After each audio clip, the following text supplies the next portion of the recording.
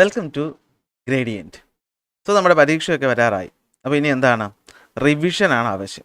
ഇന്നത്തെ ക്ലാസ്സിൽ നമ്മൾ വെതർ ആൻഡ് ക്ലൈമറ്റ് എന്ന ജോഗ്രഫിയുടെ ഒന്നാമത്തെ ചാപ്റ്ററിൻ്റെ ഒരു ക്വിക്ക് റിവിഷൻ ക്ലാസ്സാണ്. അതായത് ഇന്നൊരൊറ്റ ക്ലാസ്സിലൂടെ നമ്മൾ എന്ത് ചെയ്യും? വെതർ ആൻഡ് ക്ലൈമറ്റ് എന്ന ചാപ്റ്റർ നമ്മൾ പൂർണ്ണമായും ഡിസ്കസ് ചെയ്യും. അതായത് പരീക്ഷയ്ക്ക് ചോദിക്കാൻ സാധ്യതയുള്ള എല്ലാ പോയിന്റുകളും കവർ ചെയ്യുന്ന ഒരു ക്ലാസ് ആയിരിക്കും ഇന്നത്തെ ക്ലാസ് എന്ന് പറയുന്നത്. കുറച്ച് ലെങ്ത് കൂടുതലായിരിക്കും, പക്ഷേ കണ്ടിരിക്കുക, അവസാനം വരെ സ്കിപ്പ് ചെയ്യാതെ എന്ത് ചെയ്യുക, കാണുക. അപ്പോൾ ഈ ഒരു ക്ലാസ്സിലൂടെ നമ്മൾ എന്താ ഉദ്ദേശിക്കുന്നതെന്ന് വെച്ച് കഴിഞ്ഞാൽ, നമ്മൾ ഏതാണ്ട് ഒരു 9 പാർട്ടോളമാണ് ഈ ഒരു ചാപ്റ്റർ അപ്ലോഡ് ചെയ്തത്. അപ്പോൾ അന്ന് ഞാൻ ഓരോ ചാപ്റ്ററിൻ്റെ ഓരോ ടോപ്പിക്കും വളരെ വിശദമായിട്ട് അതിൻ്റെ കാര്യങ്ങളൊക്കെ പറഞ്ഞ് എന്ത് ചെയ്തിട്ടുണ്ട്, പഠിപ്പിച്ചിട്ടുണ്ട്. അപ്പോൾ ക്ലാസ് നിങ്ങൾ കണ്ടു കഴിഞ്ഞിട്ട് ഇപ്പോൾ കുറേ ദിവസമായി കാണും അല്ലേ? ഇപ്പോൾ പരീക്ഷ എടുക്കാറായി, വീണ്ടും ഇരുന്ന 9 പാർട്ട് ഒരുമിച്ച് കാണുക എന്നൊക്കെ പറഞ്ഞു കഴിഞ്ഞാൽ സമയനഷ്ടമാണ്.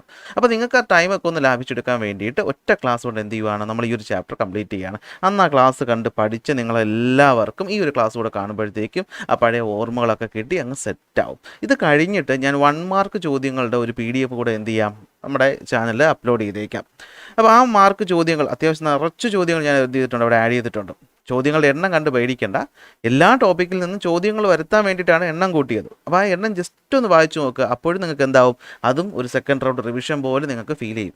ഇങ്ങനെ 2 തവണ ഈ ഒരു ക്ലാസ്സും കണ്ട് ആ ഒരു ചോദ്യങ്ങളോട് അനലൈസ് ചെയ്യുന്ന സമയത്ത് നിങ്ങൾ ഈ ഒരു ചാപ്റ്റർ കംപ്ലീറ്റ്ലി എക്സാമിന് വേണ്ടിയിട്ട് സെറ്റായിരിക്കും. അപ്പോൾ വാചകം അടിച്ച് സമയമൊന്നും കളയുന്നില്ല, നേരെ പോവുകയാണ്. പിന്നെ ഒരു കാര്യം കൂടെ, മക്കളെ ആദ്യമായിട്ട് ഇനിയിപ്പോൾ ക്ലാസ് കാണുന്ന കുട്ടികളാണെങ്കിൽ നിങ്ങൾക്കും അവസാനം പരീക്ഷയ്ക്ക് മുന്നേ ആയിട്ട് ഒന്ന് ഓടിച്ച് നോക്കാം. ഓക്കെ, പരീക്ഷയ്ക്ക് മുമ്പേ നമുക്ക് ഒന്നും അറിഞ്ഞുകൂടെ ഈ ഒരു ചാപ്റ്റർ.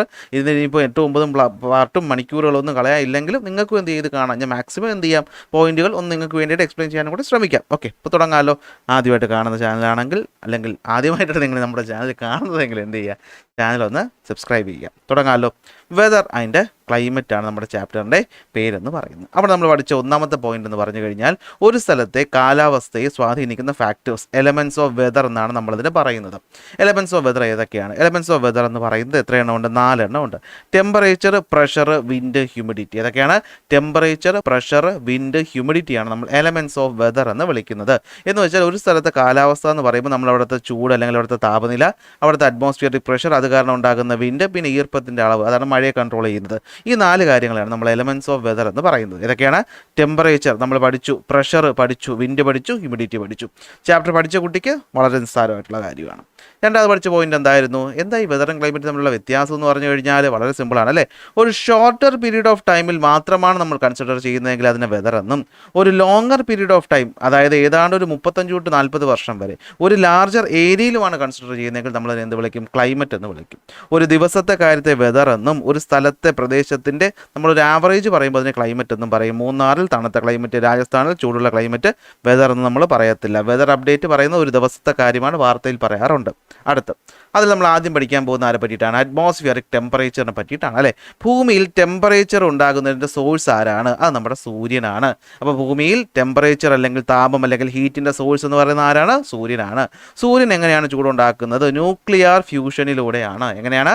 ന്യൂക്ലിയർ ഫ്യൂഷനിലൂടെയാണ് സൂര്യനിൽ എന്ത് വരുന്നത്? ചൂടുണ്ടാകുന്നത്. ആറ്റങ്ങൾ പരസ്പരം എന്ത് ചെയ്യുന്നു? സംയോജിക്കുന്നു. അണുസംയോജനം എന്ന് പറയുന്നു. അത് കാരണം ചൂടുണ്ടാകുന്നു. ആ ചൂട് ഭൂമിയിലോട്ട് വരുന്നു. എങ്ങനെ വരുന്നു? ഷോർട്ടർ വേവുകളായിട്ട് വരുന്നു. എങ്ങനെ വരുന്നു? ഷോർട്ടർ വേവുകളായിട്ട് വരുന്നു. അതിൻ്റെ ഏറ്റവും വലിയ പ്രത്യേകത, ഈ ഷോർട്ടർ വേവ് നമ്മുടെ അറ്റ്മോസ്ഫിയറിനെ കാര്യമായി ചൂടാക്കില്ല. സൂര്യൻ്റെ എന്ന് വെച്ചാൽ എന്താ പറയുന്നത്? നമ്മുടെ സൂര്യൻ എന്ന് പറഞ്ഞത്, സൂര്യൻ എന്താ ഇവിടെ ഇരിപ്പുണ്ട്? സൂര്യനിൽ ന്യൂക്ലിയർ ഫ്യൂഷൻ നടപ്പുണ്ട്. ന്യൂക്ലിയർ ഫ്യൂഷൻ കാരണം ഉണ്ടാകുന്നത് ഷോർട്ടർ വേവ് റേഡിയേഷൻസ് ആണ്. ഈ ഷോർട്ടർ വേവ് റേഡിയേഷൻസ് ആണ് എവിടെ വരുന്നത്? നമ്മുടെ ഭൂമിയുടെ അറ്റ്മോസ്ഫിയറിലോട്ട് വരുന്നത്. പക്ഷേ ഈ വരുന്ന സാധനങ്ങൾ അറ്റ്മോസ്ഫിയറിനെ എന്ത് ചെയ്യാറില്ല? അധികം ചൂടാക്കാറ് ഇല്ല എന്ന കാര്യം മനസ്സിലാക്കുക. അപ്പോൾ ഇങ്ങനെ ഈ കാണുന്ന ഷോർട്ടർ വേവ് ലെങ്തായിട്ട് സൂര്യപ്രകാശം ഭൂമിയിലോട്ട് വരുന്നതിനെ വിളിക്കുന്ന പേര് ഇൻസൊലേഷൻ. എന്താണ്? ഇൻസൊലേഷൻ. ഈ ഇൻസൊലേഷനിലൂടെയാണ് എന്ത് ഹീറ്റാവുന്നത്? ഭൂമിയുടെ സർഫസ് ഹീറ്റാവുന്നത്. അപ്പോൾ നിങ്ങൾ ചോദിക്കും, സാർ ഇപ്പോൾ എന്താ പറഞ്ഞത്? സാറേ പറഞ്ഞത് എന്താണെന്ന് വെച്ച് കഴിഞ്ഞാൽ, അറ്റ്മോസ്ഫിയറിനെ നേരെ ചൂടാക്കത്തില്ല, പക്ഷേ ഈ ഇൻസുലേഷൻ ഭൂമിയുടെ എന്തിനെ ചൂടാക്കും? സർഫസിനെ ചൂടാക്കും. ഭൂമിയുടെ എന്തിനെ ചൂടാക്കും? സർഫസിനെ, ഈ ഉപരിതലത്തെ, ഈ നമ്മൾ ചവിട്ടി നിൽക്കുന്ന ഭാഗത്തെ എന്ത് ചെയ്യും? ചൂടാക്കുന്നത് ഇൻസുലേഷനാണ്. അത് 2 ചോദ്യങ്ങളാണ്, മനസ്സിലാക്കണം. ഇനി ഇങ്ങനെ ഭൂമിയിലേക്ക് വരുന്ന സൂര്യപ്രകാശം അവിടെ തന്നെ നിൽക്കുമോ? ഇല്ല, അത് ഭൂമിയെ ചൂടാക്കും, കുറച്ചൊരു അറ്റ്മോസ്ഫിയറിനെ ചൂടാക്കും, എന്നിട്ട് എന്ത് ചെയ്യും? തിരികെ പോകും. എന്നിട്ട് എന്ത് ചെയ്യും? തിരികെ പോകും. തിരികെ പോകുന്നത് എങ്ങനെയാണ്? അത് ലോങ്ങർ വേവ് ലെങ്ത് റേഡിയേഷനുകളായിട്ടാണ്. ആ പ്രക്രിയ വിളിക്കുന്ന പേരാണെന്ത്?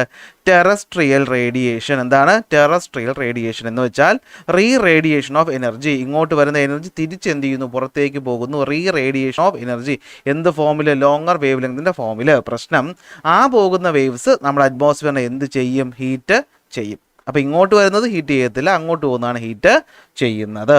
അപ്പോൾ ഇങ്ങോട്ട് വരുന്നത് അങ്ങോട്ട് പോകുന്നതിനിടയിൽ ഒരു ബാലൻസ് ഉണ്ടാവണ്ടേ, അല്ലെങ്കിൽ ഭൂമിയുടെ ടെമ്പറേച്ചർ നേരെ നിൽക്കൂ, ഇല്ല. അതിനെ വിളിക്കുന്ന പേര് ഹീറ്റ് ബഡ്ജറ്റ് എന്നാണ്. Okay, there is A balance between insolation and terrestrial radiation അല്ലേ. നമ്മുടെ ഭൂമിയിലോട്ട് വരുന്ന ഈ പറയുന്ന ഇൻകമിങ് റേഡിയേഷനും പുറത്തു പോകുന്ന റേഡിയേഷനും ഇടയ്ക്ക് എന്തുണ്ടാകും, ഒരു ബാലൻസ് ഉണ്ടാകും. ആ ബാലൻസ് എപ്പോഴും കീപ്പ് ചെയ്യണം, ആ ബാലൻസ് എപ്പോഴും എന്ത് ചെയ്യണം, കീപ്പ് ചെയ്യണം. ഓക്കെ, ഇനി നോക്കിയേ, ഗ്രീൻ ഹൗസ് എഫക്റ്റ് എന്ന് വെച്ചാൽ എന്താണ്? ഗ്രീൻ ഹൗസ് എഫക്റ്റ് എന്ന് വെച്ച് കഴിഞ്ഞാൽ മറ്റൊന്നുമല്ല, ഞാൻ പറഞ്ഞല്ലോ തിരിച്ചു പോകുന്ന റേഡിയേഷൻ നമ്മൾ അറ്റ്മോസ്ഫിയറിനെ ചൂടാക്കുമെന്ന്.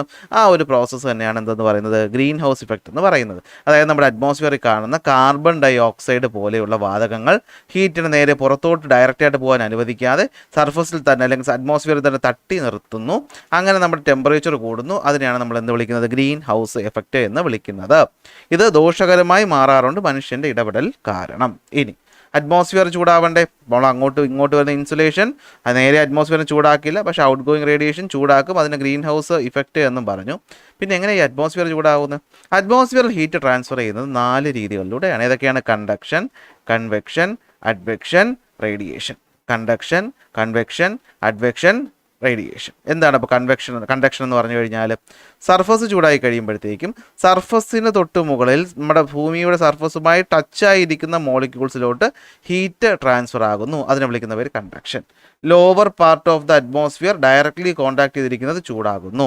ഇനി ചൂടായ എയർ എക്സ്പാൻഡ് ചെയ്ത് മുകളിലേക്ക് പോകുന്നു. അതിനെ വിളിക്കുന്ന പേര് convection. Air expand and rises up, ഇതിനെ വിളിക്കുന്ന പേര് കൺവെക്ഷൻ. ഇനി കാറ്റ് അഥവാ വിൻഡ് മുഖേന ഇങ്ങനെ ഹൊറിസോണ്ടൽ ഡയറക്ഷനിൽ ഹീറ്റ് എന്ത് ചെയ്യാറുണ്ട്, ട്രാൻസ്ഫർ ചെയ്യാറുണ്ട്. അങ്ങനെ ഹൊറിസോണ്ടലി ചെയ്താൽ അതിനെ വിളിക്കുന്ന പേര് advection, horizontal transfer of heat.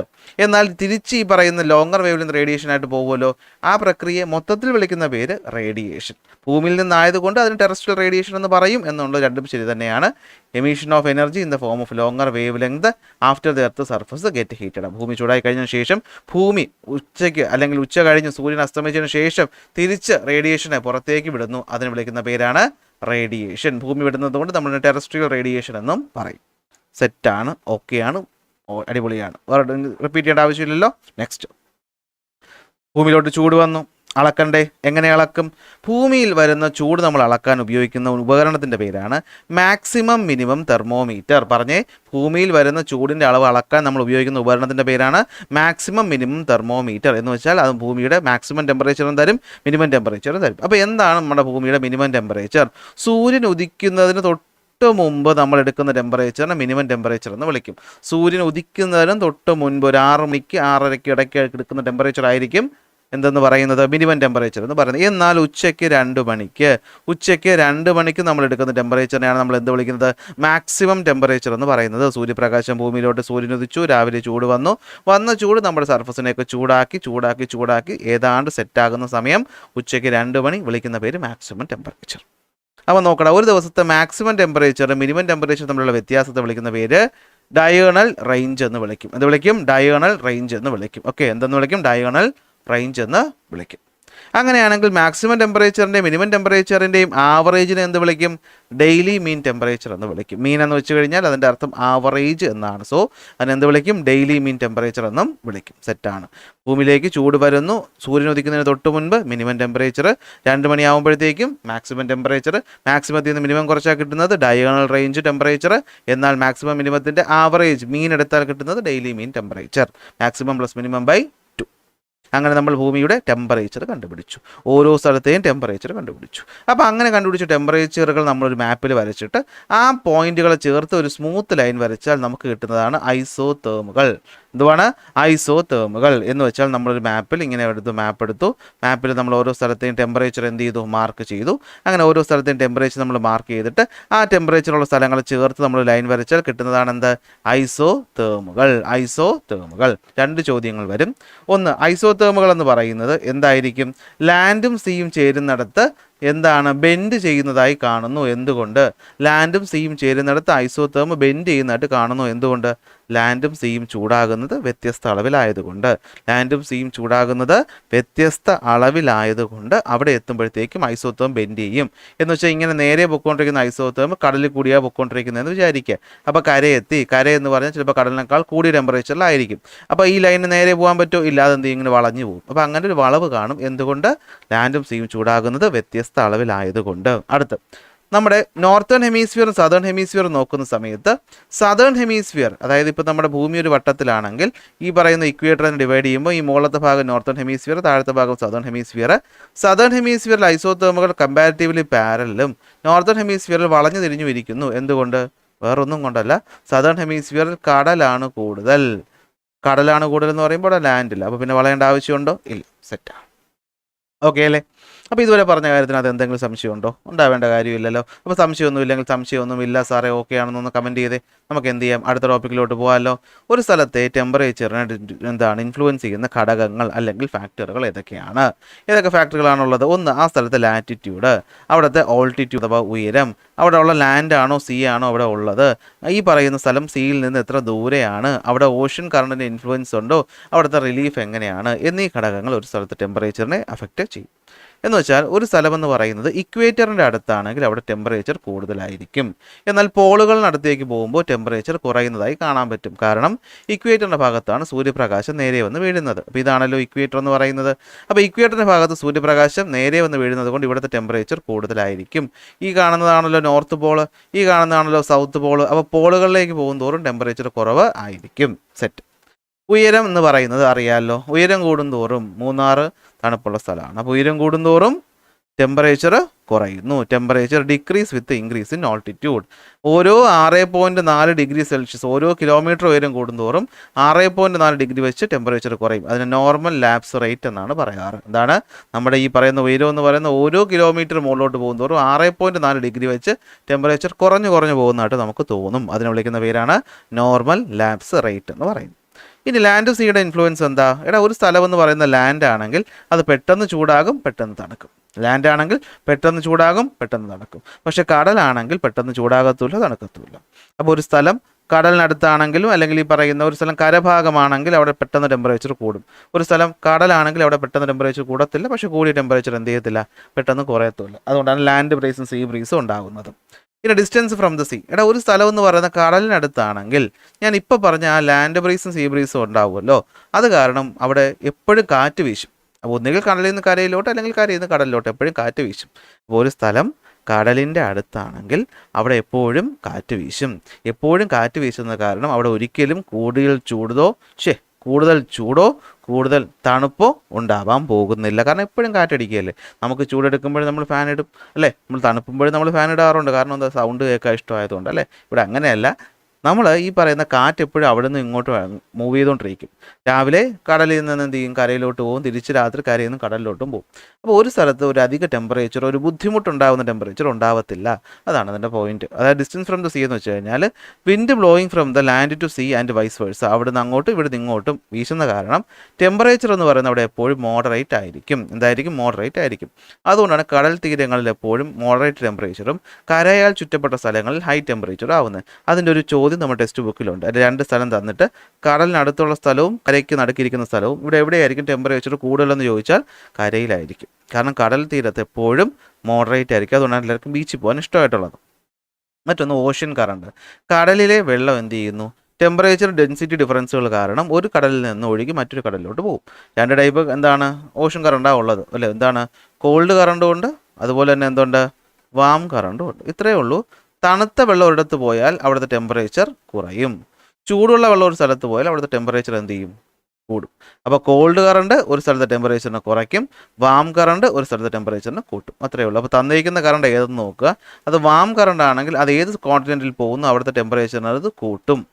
ഇനി ഇവിടെ കൊടും ശൈത്യമാണെങ്കിൽ അത് നല്ലൊരു കാര്യമല്ലേ. ഇനി ഒരു സ്ഥലത്ത് പോകുന്നത് കോൾഡ് കറണ്ട് ആണെങ്കിൽ അത് ആ സ്ഥലത്തെ ടെമ്പറേച്ചറിനെ കുറയ്ക്കും. അപ്പോൾ ഇവിടെ അതിശൈത്യമുള്ള സ്ഥലത്താണെങ്കിൽ കോൾഡ് കറണ്ട് പോകുന്നത് നമുക്ക് ഭയങ്കര ബുദ്ധിമുട്ടായിരിക്കും. ഇനി ഇത് ഭയങ്കര ചൂടുള്ള സ്ഥലമാണെങ്കിൽ അവിടെ ഒരു ഹെൽപ്ഫുൾ ആയിട്ടും മാറും. അതാണ് ഓഷൻ കറണ്ടിൻ്റെ കാര്യം പറയുന്നത്.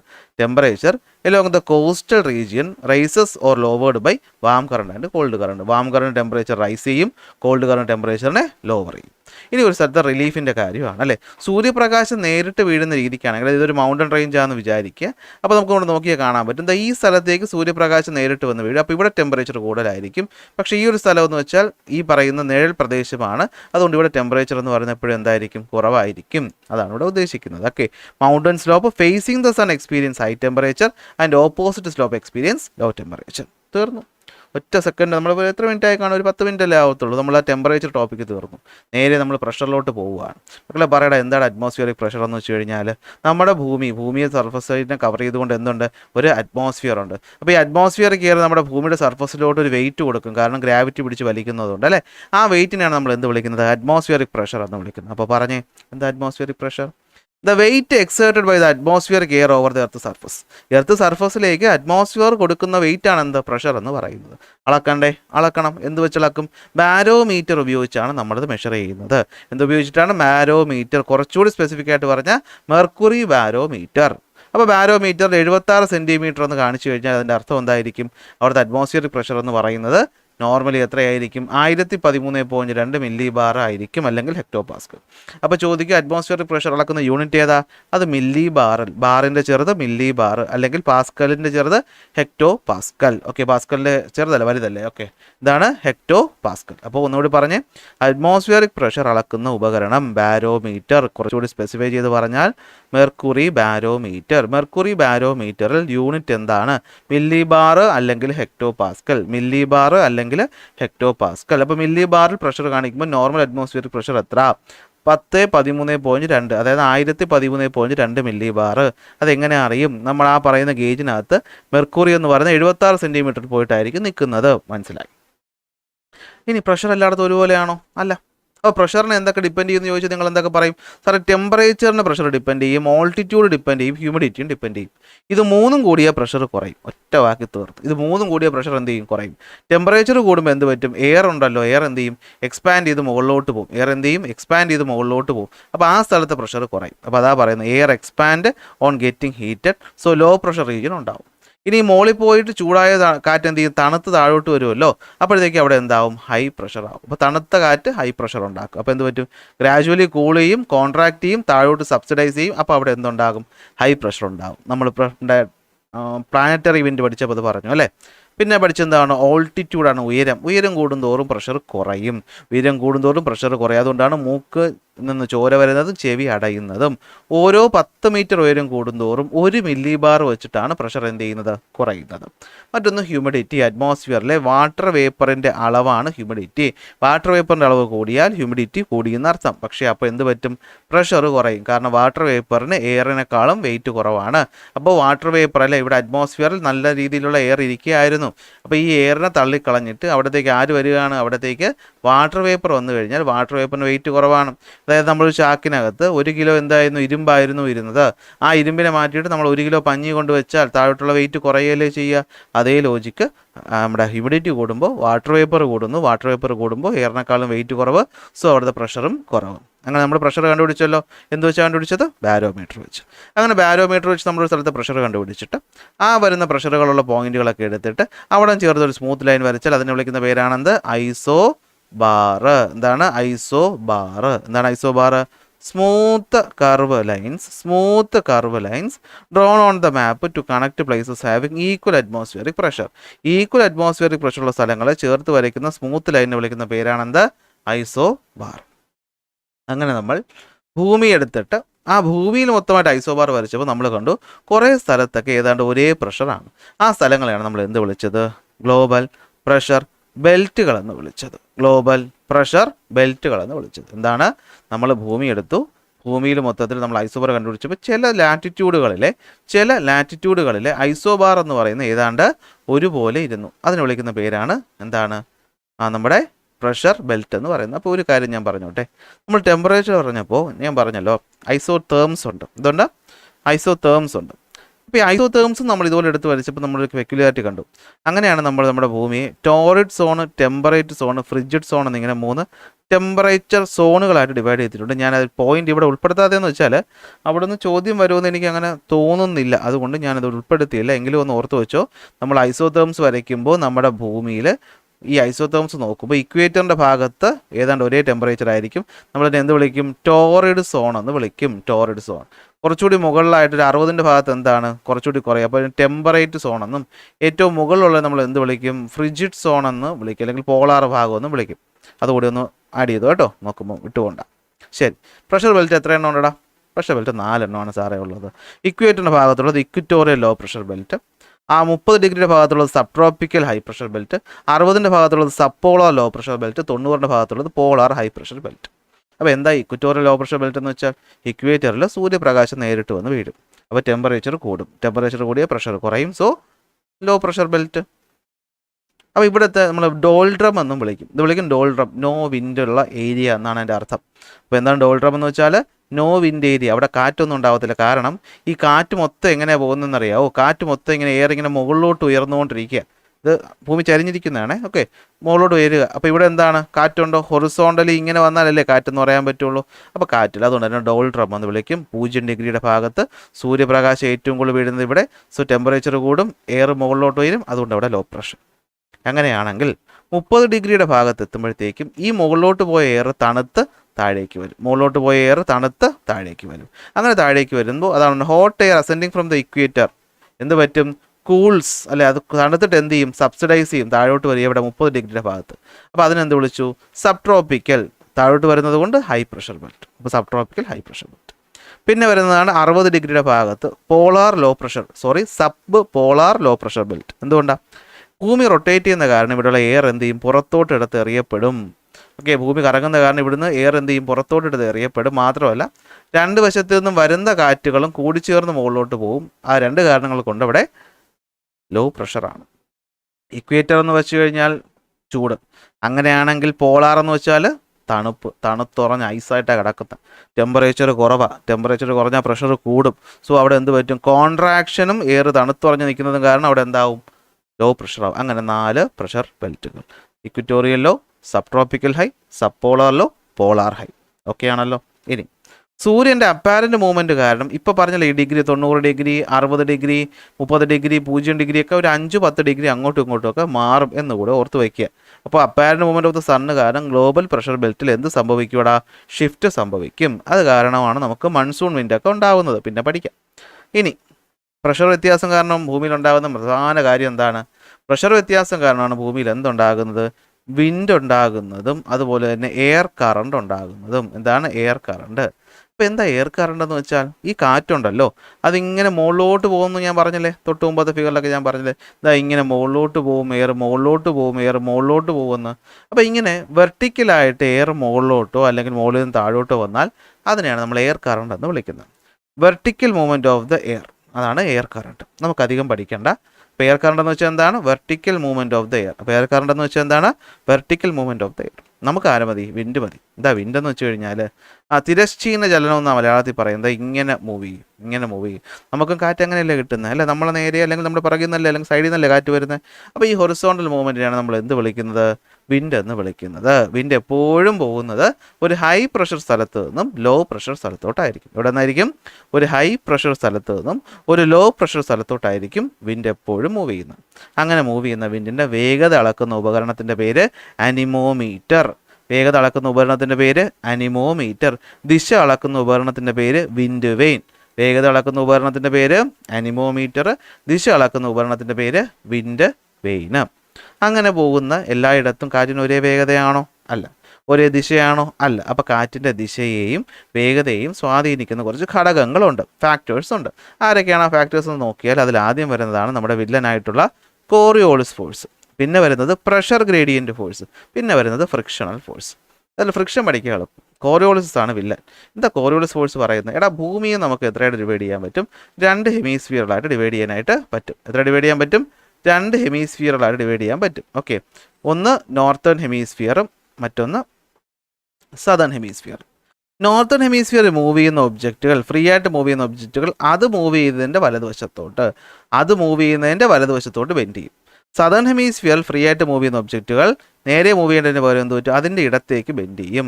അതെന്ത് ചെയ്യും, അതിൻ്റെ ഇടത്തേക്ക് ബെൻഡ് ചെയ്യും. ഇത് വലത്തോട്ടും ഇടത്തോട്ടും എങ്ങോട്ട് പോയാലും ബാധകമാണ്. ഈ ഫോഴ്സിൻ്റെ പേരാണ് കോറിയോളിസ് ഫോഴ്സ്. എന്താ സംഭവം, ഡിഫ്ലക്ഷൻ, ഫ്രീ ആയിട്ട് മൂവ് ചെയ്യുന്ന object deflect towards the right, വലത്തേക്ക് ഡിഫ്ലക്റ്റ് ചെയ്യും. എവിടെ, ഇൻ ദ നോർത്തേൺ ഹെമിസ്ഫിയർ. അതുപോലെ ലെഫ്റ്റിലേക്ക് ഡിഫ്ലക്റ്റ് ചെയ്യും. എവിടെ, ഇൻ ദ സദേൺ ഹെമിസ്ഫിയർ. ഇതിൻ്റെ കാരണമാണ് കോറിയോളിസ് ഫോഴ്സ് എന്ന് പറയുന്നത്. ഇനി പ്രഷർ ഗ്രേഡിയൻ്റ് എന്താ, ഒരു സ്ഥലത്ത് ഹൊറിസോണ്ടൽ ദൂരത്തിനനുസരിച്ച് പ്രഷറിലുണ്ടാകുന്ന വ്യത്യാസം, variation in pressure with horizontal distance. Horizontal ദൂരത്തിനനുസരിച്ച് പ്രഷറിലുണ്ടാകുന്ന വ്യത്യാസം. ഈ പോയിന്റും ഈ പോയിന്റും ഈ പോയിന്റും ഈ പോയിന്റും എടുത്തു. ഇവിടുത്തെ പോയിന്റ് പ്രഷർ എന്ന് പറയുന്നത് 10-13, ഇവിടുത്തെ പ്രഷർ എന്ന് പറയുന്നത് 10-14 ആണെങ്കിൽ ഹൊറിസോണ്ടൽ ദൂരത്തിനനുസരിച്ച് പ്രഷർ വ്യത്യാസം വളരെ കുറവല്ലേ. അപ്പോൾ ഇതെന്താണ്, ലോ പ്രഷർ ഗ്രേഡിയൻറ്റ്. നേരെ മറിച്ച് ഇതേ സ്ഥലത്ത് നമ്മൾ എടുത്തപ്പോൾ ഒരു ദിവസം നോക്കിയപ്പോൾ ഇവിടെ 10-13 മില്ലി ബാറും ഇപ്പുറത്തെത്തിയപ്പോൾ അത് 10-60 മില്ലി ബാറും ആണെങ്കിൽ ഈ ചെറിയ ദൂരത്തിനിടയിൽ പ്രഷർ നന്നായിട്ട് മാറിയില്ലേ. അപ്പോൾ ഇതാണ് എന്ത്, ഹൈ പ്രഷർ ഗ്രേഡിയൻറ്റ്. അപ്പോൾ പ്രഷറിൽ നിന്നാണ് വിൻഡ് ഉണ്ടാകുന്നതെന്ന് തൊട്ട് മുമ്പ് ഞാൻ പറഞ്ഞു. പ്രഷർ വ്യത്യാസം കാരണമാണ് വിൻഡ് ഉണ്ടാകുന്നത്. അപ്പോൾ പ്രഷർ വ്യത്യാസം കൂടുതലാണെങ്കിൽ അവിടെ വിൻഡിൻ്റെ വേഗത എന്തായിരിക്കും, കൂടുതലായിരിക്കും. അപ്പോൾ പ്രഷർ ഗ്രേഡിയൻറ്റ് കൂടുതലാണെങ്കിൽ വിൻഡിൻ്റെ സ്പീഡും എന്തായിരിക്കും, കൂടുതലായിരിക്കും. കണ്ടോ, പ്രഷർ വ്യത്യാസം കാരണമാണ് വിൻഡ് ഉണ്ടാവുന്നത്. അപ്പോൾ ഇവിടെയല്ലേ പ്രഷർ വ്യത്യാസം, താഴെയല്ലേ പ്രഷർ വ്യത്യാസം കൂടുതൽ, അപ്പോൾ അവിടെയല്ലേ എന്ത് കൂടുതൽ, വിൻഡിൻ്റെ വേഗത കൂടുതൽ, അതാ പറയുന്നത്. അപ്പോൾ പ്രഷർ ഗ്രേഡിയൻറ്റ് കൂടിയാൽ, പ്രഷർ ഗ്രേഡിയൻറ്റ് ഹൈ ആണെങ്കിൽ അവിടെ വിൻഡിൻ്റെ സ്പീഡ് എന്ന് പറയുന്നതും ഹൈ ആയിരിക്കും. സെറ്റ്. ഫ്രിക്ഷനെ പറ്റി കൂടുതലൊന്നും പറയണ്ട. എടാ, നമ്മൾ മൂവ് ചെയ്തുകൊണ്ടിരിക്കുമ്പോൾ തടസ്സം വന്നാൽ വേഗത കുറയും. അപ്പോൾ കടലിൻ്റെ ഭാഗത്ത് എപ്പോഴും ഫ്രിക്ഷൻ കുറവായിരിക്കും, കരയുടെ ഭാഗത്ത് ഫ്രിക്ഷൻ കൂടുതലും ആയിരിക്കും. സെറ്റ്, തീർന്നു. അപ്പോൾ ഇത്രയും പറഞ്ഞ പോയിന്റ് കണ്ടോ, നമ്മൾ ഏതാണ്ട് ഒരു 15-20 മിനിറ്റിനൊക്കെ അല്ലേ, അരമണിക്കൂറിനകത്താവേ ഉള്ളൂ. ഫുൾ ചാപ്റ്റർ നമ്മൾ ഒറ്റ മണിക്കൂർ കൊണ്ട് മിക്കവാറും എന്ത് ചെയ്യും, തീർക്കുമെന്നാണ് എനിക്ക് തോന്നുന്നത്. തുടങ്ങാമല്ലോ. വിൻഡ് അല്ല, വളരെ സമയവും സ്ട്രെയിൻ എടുത്തിട്ടാണ് ഈ നോട്ടൊക്കെ ഉണ്ടാക്കി ക്ലാസ് എടുക്കുന്നത്. അപ്പോൾ നിങ്ങൾ എന്ത് ചെയ്യണം, എന്നെ തിരിച്ച് സപ്പോർട്ട് ചെയ്യണം. ചെയ്യൂ, എങ്ങനെ ചെയ്യും, ഒരു കമൻറ്റ് ചെയ്യണം, ലൈക്ക് ചെയ്യണം, കൂട്ടുകാർക്ക് എന്ത് ചെയ്യണം, ഷെയർ ചെയ്ത് കൊടുക്കണം, അവരും പഠിച്ച് മാർക്ക് വാങ്ങട്ടെ അല്ലേ. ഷെയറിങ് ഈസ് കെയറിങ് എന്നാണ്. അപ്പോൾ ഡിഫറെൻറ്റ് ടൈപ്സ് ഓഫ് വിൻഡ് പറഞ്ഞേ. വിൻഡുകളെ നമുക്ക് പൊതുവേ 4 തിരിക്കാം. Permanent wind, periodic wind, local wind, variable wind. Permanent wind എന്ന് വെച്ചാൽ എപ്പോഴും ഭൂമിയിൽ ഇങ്ങനെ വീശിക്കൊണ്ടിരിക്കും. എന്ന് വെച്ചാൽ എന്താ, പ്രഷർ ബെൽറ്റുകൾക്കിടയിലാണ് അത് വീശുന്നത്. പ്രഷർ ബെൽറ്റ് മാറത്തില്ലല്ലോ, അങ്ങോട്ടും ഇങ്ങോട്ടൊക്കെ ഷിഫ്റ്റ് ചെയ്താലും അത് മാറത്തില്ലല്ലോ. അപ്പോൾ വിൻഡ് ബ്ലോയിങ് കോൺസ്റ്റൻ്റായി വീശിക്കൊണ്ടിരിക്കും ഓവർ എ പർട്ടിക്കുലർ ഡയറക്ഷൻ അല്ലെങ്കിൽ particular area throughout the year, വർഷം മൊത്തം. അപ്പോൾ വർഷം മൊത്തം മാറ്റമില്ല. അപ്പോൾ പെർമനൻറ്റ് വിൻഡ് എത്ര എണ്ണം ഉണ്ട്, 3 എണ്ണം ഉണ്ട്. Trade wind, westerly, polar wind. എന്താ ട്രേഡ് വിൻഡ് എന്ന് വെച്ചാൽ, ട്രേഡ് വിൻഡ് എന്ന് വെച്ചാൽ എന്താണ്, ട്രേഡ് വിൻഡ് എന്ന് വെച്ചാൽ ഒന്നുമില്ല. ഇവിടെ എപ്പോഴും കാറ്റ് പോകുന്നത് എവിടെ നിന്നാണ്, ഹൈ പ്രഷറിൽ നിന്നും ലോ പ്രഷർ. നമ്മൾ പ്രഷർ ബെൽറ്റ് പഠിച്ചപ്പോഴേ sub tropical high pressure belt പഠിച്ചു, ഒരു ഹൈ പ്രഷറായി. പിന്നെ പഠിച്ചത് പോളാർ ഹൈ പ്രഷർ ബെൽറ്റ്, 2 എണ്ണം. അപ്പോൾ ഇവിടുന്നേ കാറ്റ് തുടങ്ങത്തുള്ളൂ. അപ്പോൾ സബ് ട്രോപ്പിക്കൽ ഹൈയിൽ നിന്നും ഇക്വറ്റോറിയൽ ലോയിലോട്ട് പോയാൽ അത് ട്രേഡ് വിൻഡ്. സബ് ട്രോപ്പിക്കൽ ഹൈയിൽ നിന്നും ഇക്വറ്റോറിയൽ ലോയിൽ പോയാൽ അത് ട്രേഡ് വിൻഡ്. ഇതേ സബ് ട്രോപ്പിക്കൽ ഹൈയിൽ നിന്നും സബ് പോളാർ ലോയിലോട്ട് പോയാൽ അത് വെസ്റ്റേർലി. അങ്ങോട്ടും ഇങ്ങോട്ടും പോകാനുള്ള ഓപ്ഷനല്ലേ ഉള്ളൂ. പിന്നെ ആരാ ഇനി ഹൈ പ്രഷറായിട്ട് ബാക്കിയുള്ളത്, പോളാർ ഹൈ. അപ്പോൾ ഈ പോളാർ ഹൈയിൽ നിന്ന് സബ് പോളാർ ലോയിലോട്ട് പോകുമ്പോഴത്തേക്കും അതാണെന്ത്, പോളാർ വിൻഡ് എന്ന് പറയുന്നത്. ഞാൻ തന്ന നോട്ടിൽ ഈ ഒരു പോയിന്റിനകത്ത് ഇവിടെ ഞാൻ ഹൈ പ്രഷർ എന്നുള്ളത് ലോ പ്രഷർ എന്നൊരു പ്രിൻറ്റിംഗ് മിസ്റ്റേക്ക് ഉണ്ടായിരുന്നു. പല കുട്ടികളത് ചൂണ്ടിക്കാണിച്ചു, നന്ദി. അപ്പോൾ അത് ഞാൻ മാറ്റിയിട്ടുണ്ട്. പക്ഷേ നിങ്ങളുടെ കൈ കിട്ടിയ നോട്ടിന് മാറത്തില്ല. ഇനിയുള്ള നോട്ടുകൾ ഞാനത് ശ്രദ്ധിച്ചോളാം. ഓക്കെ. അപ്പോൾ എന്തെങ്കിലും മിസ്റ്റേക്ക് ഒക്കെ കണ്ടു കഴിഞ്ഞാൽ നിങ്ങൾ എന്ത് ചെയ്യുക, അത് കമൻറ്റായിട്ടോ മെസ്സേജായിട്ടോ ഒക്കെ പറയുക കേട്ടോ. ഞാനൊരാളാണ് ഇതെല്ലാം ചെയ്യുന്നത് നിങ്ങൾക്കറിയാം. അപ്പോൾ ഞാൻ എൻ്റെ ആ സമയം അല്ലേ, നമുക്ക് ഫ്രീ ടൈം കിട്ടുന്ന സമയത്തല്ലേ ചെയ്യാൻ പറ്റത്തുള്ളൂ. അപ്പോൾ അതിനിടയിൽ ചെയ്യുമ്പോൾ ചെറിയ മിസ്റ്റേക്കൊക്കെ വരും, ഹ്യൂമൻ എറർ. നിങ്ങൾ എന്ത് ചെയ്യണം, അങ്ങ് അഡ്ജസ്റ്റ് ചെയ്യണം. ഓക്കെ. അപ്പോൾ പെർമനൻറ്റ് വിൻഡ് ഓക്കെ ആയല്ലോ. നമ്മളെന്താ പെർമനൻറ്റ് വിൻഡ് എന്ന് വെച്ചാൽ, പെർമനൻ്റ് ആണ്, വർഷം മുഴുവൻ ത്രൂ ഔട്ടായിട്ട് വീശുന്ന കാറ്റ്, പ്രഷർ ബെൽറ്റുകൾക്കിടയിൽ വീശുന്ന കാറ്റ്. ഹൈ പ്രഷറിൽ നിന്നേ ലോ പ്രഷറിൽ കാറ്റ് പോകുള്ളൂ. അപ്പോൾ സബ് ട്രോപ്പിക്കലിൽ നിന്ന് 2 കാറ്റ് പോകും. ആദ്യം പോകുന്നത് ഇക്വറ്റോറിയൽ ലോയിലോട്ട്, പേര് ട്രേഡ് വിൻഡ്. അടുത്ത് പോകുന്നത് സബ് പോളാർ ലോയിലോട്ട്, പേര് വെസ്റ്റേർലി. എന്നാൽ സബ് പോളാറിലോട്ട് എവിടെ നിന്ന് വരും, പോളാർ ഹൈ എന്ന് വരുന്നതാണെങ്കിൽ polar wind. Next periodic wind. എന്താ പീരിയോഡിക്, പീരീഡ് എന്ന് പറഞ്ഞാൽ തന്നെ മാറി മാറി വരും അല്ലേ. റിവേഴ്സൽ, ഡയറക്ഷൻ സമയത്തിനനുസരിച്ച് റിവേഴ്സ് ചെയ്യുന്ന, ഡയറക്ഷൻ സമയത്തിനനുസരിച്ച് ചേഞ്ച് ചെയ്യുന്ന വിൻഡുകളാണ് പീരിയോഡിക് വിൻഡ്.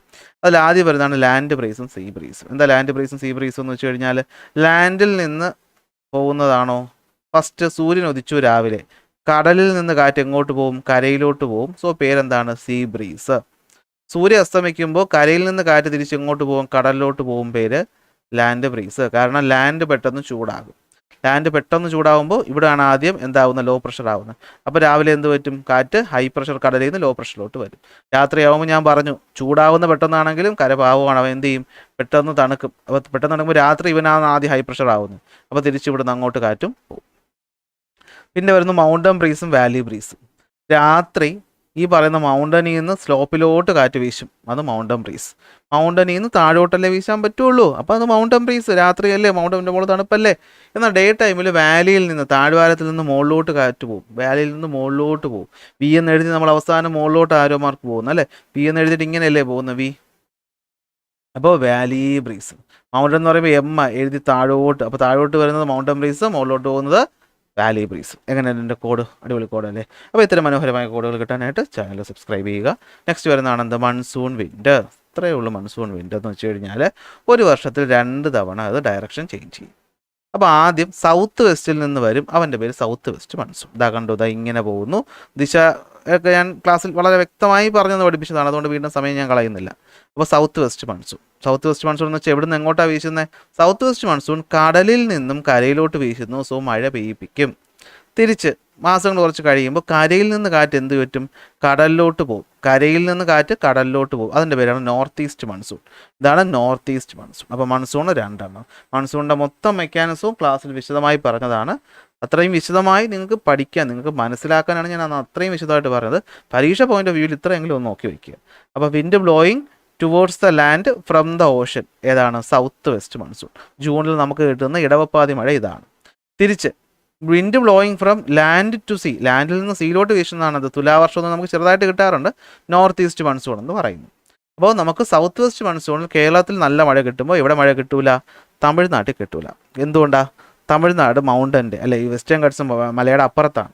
നമ്മൾ എന്ത് വിളിക്കും, ലീവാർഡ് സൈഡ് എന്ന് വിളിക്കും. ആ ഭാഗത്ത് നമ്മൾ എന്ത് വിളിക്കും, റെയിൻ ഷാഡോ റീജിയൻ എന്ന് വിളിക്കും. ഇത് വിളിക്കും റെയിൻ ഷാഡോ റീജിയൻ. തീർന്നു. പിന്നെ വരുന്നതാണ് എന്താ, കാറ്റുകളുടെ അടുത്ത് വരുന്നതാണ് ലോക്കൽ വിൻഡ് അല്ലെ. എന്താണ്, ലോക്കൽ പ്രഷർ ഡിഫറൻസ് കാരണം ഉണ്ടാകുന്നത് എന്ന് വെച്ചാൽ ഒരു ചെറിയ സ്ഥലത്തെ പ്രഷർ ഡിഫറൻസ് കാരണം മാത്രം ഉണ്ടാകുന്നത് ലോക്കൽ വിൻഡ്. 4 ലൂ നോർത്ത് ഇന്ത്യയിലാണ്, അതൊരു ഹോട്ട് വിൻഡാണ്. ചിനൂക്ക് റോക്കി മൗണ്ടൻ അമേരിക്കയിലാണ്, അതും ഒരു ഹോട്ട് വിൻഡാണ്. ഫൊൻ എന്ന് പറയുന്നത് ആൽപ്സ് മൗണ്ടൻ യൂറോപ്പിലാണ്, അതും ഒരു ഹോട്ട് വിൻഡാണ്. എന്നാൽ ഒറ്റ തണുത്ത വിൻഡേ ഉള്ളൂ, ഹാർമാറ്റൻ സഹാറ ഡെസേർട്ട് ആഫ്രിക്കയിലാണ്. എന്താണ്, അതൊരു കോൾഡ് വിൻഡ് ആണ്. കോഡൊക്കെ വെച്ച് ഞാൻ അന്ന് ക്ലാസ്സിൽ പറഞ്ഞു തന്നു. ഇനി ഇവിടെ കോഡിൻ്റെ ആവശ്യമൊന്നുമില്ല, പരീക്ഷയുടെ തലേദിവസം ഇരുന്ന് എന്തോ കോഡ് പഠിക്കാനായിട്ട് ഓർത്ത് വെച്ച് വയ്ക്കുക. ഇനി വരുന്നതാണ് വേരിയബിൾ വിൻഡ് അല്ലേ, നമുക്ക് ഏറ്റവും ഡേഞ്ചർ ആയിട്ടുള്ള വിൻഡ്. എപ്പോൾ വരും, എങ്ങനെ വരും, എങ്ങോട്ട് പോകുമെന്ന് പ്രഡിക്റ്റ് ചെയ്യാൻ പറ്റത്തില്ല. ഒരു ചെറിയ ഡ്യൂറേഷനിലേക്ക് അതിൻ്റെ ഇൻറ്റൻസിറ്റിയും ഡയറക്ഷനും നമുക്ക് ഒരിക്കലും പ്രഡിക്റ്റ് ചെയ്യാൻ പറ്റാത്ത വിൻഡുകളാണ് എന്തെന്ന് പറയുന്നത്, വേരിയബിൾ വിൻഡ് എന്ന് പറയുന്നത്. അതിന് ഉദാഹരണമാണ് സൈക്ലോണുകളും ആൻറ്റി സൈക്ലോണുകളും. എന്താണ് സൈക്ലോൺ, ഒരു സ്ഥലത്ത് എന്ത് പറ്റുന്നു, പെട്ടെന്ന് എന്തുണ്ടാകുന്നു, ഒരു ഹൈ പ്രഷർ ഉണ്ടാകുന്നു. Okay low pressure system towards which wind worlds from the surrounding. Okay, അതാണ് എന്തെന്ന് പറയുന്നത്, സൈക്ലോൺ എന്ന് പറയുന്നത്. എന്തെന്ന് പറയുന്നത്, സൈക്ലോൺ എന്ന് പറയുന്നത്. പെട്ടെന്ന് ഒരു സ്ഥലത്തോട്ട് എന്തുണ്ടാകുന്നു, ഒരു ലോ പ്രഷർ ഉണ്ടാകുന്നു. ചുറ്റും എന്താണുള്ളത്, ഹൈ പ്രഷറാണ്. ഓക്കെ, അപ്പോൾ എന്താണ്, ഈ പറയുന്ന ലോ പ്രഷറിലോട്ട് ഹൈ പ്രഷറിൽ നിന്ന് എന്ത് പറ്റും, വിൻഡുകൾ ഇങ്ങനെ വരും. അപ്പോൾ ഇങ്ങനെ വരുന്ന വിൻഡ് കോറിയോളിസ് ഫോഴ്സ് കാരണം എന്ത് പറ്റും, നോർത്തേൺ ഹെമിസ്ഫിയറിലാണെങ്കിൽ അതിൻ്റെ വലത്തോട്ട് ഷിഫ്റ്റ് ചെയ്യും. അപ്പോൾ എന്ത് പറ്റും, അതിങ്ങനെ കറങ്ങും, ക്ലോക്ക് ഓടുന്നതിൻ്റെ ഓപ്പോസിറ്റ് അല്ലേ. അപ്പോൾ കൗണ്ടർ ക്ലോക്ക് വൈസ് ഡയറക്ഷനിൽ നോർത്തേൺ ഹെമിസ്ഫിയറിലും ക്ലോക്ക് വൈസ് ഡയറക്ഷനിൽ സദേൺ ഹെമിസ്ഫിയറിലും വീശും. ഡയറക്ഷനൊക്കെ ഞാൻ വ്യക്തമായി വരച്ച് പറഞ്ഞു തന്നതാണ് കേട്ടോ. അപ്പോൾ ഇവിടെയൊക്കെ സംശയം ഉണ്ടെങ്കിൽ ജസ്റ്റ് ആ ടോപ്പിക് എടുത്തിട്ട് എവിടെയാണെന്നുള്ളത് പെട്ടെന്ന് സീക്ക് ചെയ്ത് നോക്കി കണ്ടാലും നീ മനസ്സിലാക്കാൻ പറ്റും. സൈക്ലോൺ 2 തിരിക്കുക. ഏതൊക്കെയാണ്, ഇക്വേറ്ററിൻ്റെ ഭാഗത്തുണ്ടാകുന്നെങ്കിൽ ഇത് ട്രോപ്പിക്കൽ സൈക്ലോൺ. എന്നാൽ കുറച്ചുകൂടി അങ്ങോട്ട് ദൂരോട്ടാണെങ്കിൽ അത് നമ്മൾ എന്ത് വിളിക്കും, ടെമ്പറേറ്റ് സൈക്ലോൺ എന്ന് വിളിക്കും. ഏറ്റവും ഡേഞ്ചർ ട്രോപ്പിക്കൽ സൈക്ലോൺ ആണ്. വാമായിട്ടുള്ള tropical ocean, tropic zone, torrid zone എന്ന് പറയുന്നതാണ് ട്രോപ്പിക് എന്ന് ഉദ്ദേശിക്കുന്നത് കേട്ടോ. ഹരിക്കെയിൻസ്, ടൈഫൂൺസ്, വില്ലീസ്, ടൊർണാഡോസ് ഒക്കെയാണ് ഉദാഹരണം.